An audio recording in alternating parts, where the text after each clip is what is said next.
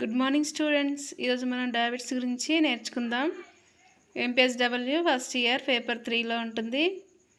Important question, మధుమేహం అంటే ఏమిటి? మధుమేహం అంటే రక్తంలో గ్లూకోజ్ శాతం పెరగడం.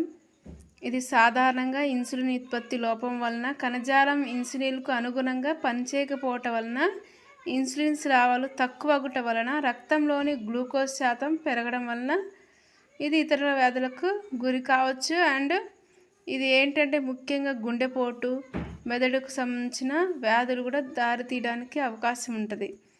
ఏంటి డయాబెటీస్ అంటే? ఇదొక క్రానిక్ డిసీజ్, అంటే దీర్ఘకాలపు వ్యాధి. దీనికి అంటే మనం ముందు జాగ్రత్త తీసుకోవడమే కానీ దీనికి ఖచ్చితంగా ఈ వ్యాధి పోగొట్టడం కుదరదు.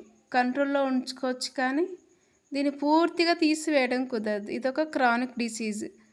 డయాబెటీస్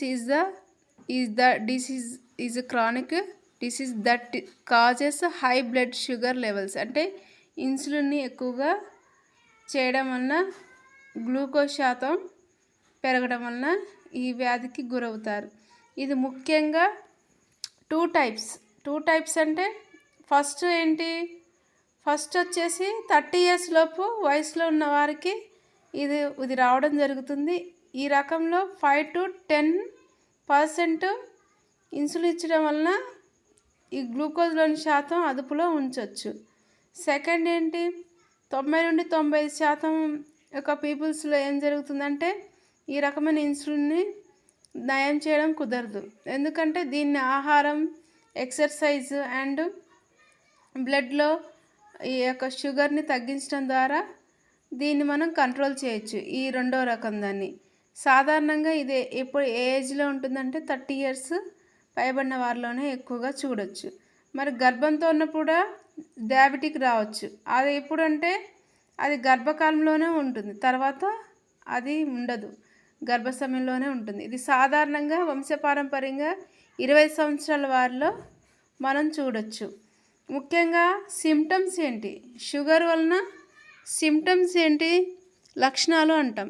ఎక్కువగా థాస్టీ అంటే అధిక దాహం, హంగ్రీ, ఎక్కువగా ఆకలి అవ్వడం, అండ్ యూరిన్కి పదే పదే వెళ్ళడం, మూత్ర విసర్జన, అండ్ అలసట, నెర్వస్గా ఉండడం, అండ్ ఐలో ఇప్పుడు కంట్లో కూడా కొంచెం తేడా కనబడడం, చూపు కూడా సరిగ్గా కనబడకపోవడం, చేతులు, కాళ్ళు తిమ్మిర్లు తిరగడం లాంటిది జరుగుతుంది. అంటే చర్మం కూడా బాగా పొడిబారడం లాంటిది జరుగుతుంది.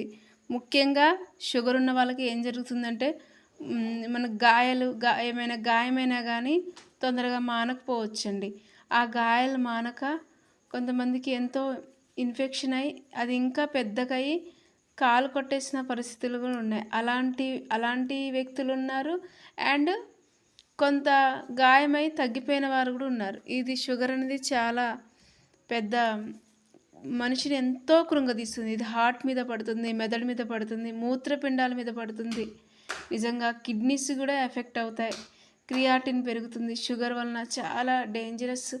అండ్ కంటి చూపు కూడా కోల్పోవడం, ఆ నరాలు కూడా బలహీనత, ఆ నరాల్లో కూడా పటుత్వం ఉండకుండా కంటి యొక్క నరాలు కూడా చిట్లిపోవడం లాంటిది జరుగుతుంది. షుగర్ అనేది ఎప్పుడు కూడా మనం కంట్రోల్ ఉండేటట్టుగా చూసుకోవాలి. ఇంకా ఏమున్నాయి సిమ్టమ్స్ అంటే వికారం, వాంతులు అలా జరగడం, అండ్ రెస్పిరేషన్ కూడా ఒక్కోసారి ఆయాసంలాగా పెరిగిపోవడం, తర్వాత శ్వాస కూడా ఒక రకంగా ఒక ఫ్రూట్స్ లాగా స్మెల్ రావడం లాంటిది జరుగుతుంది.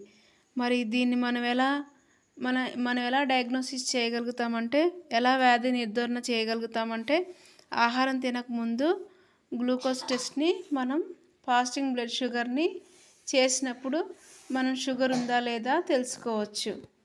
ఓకే.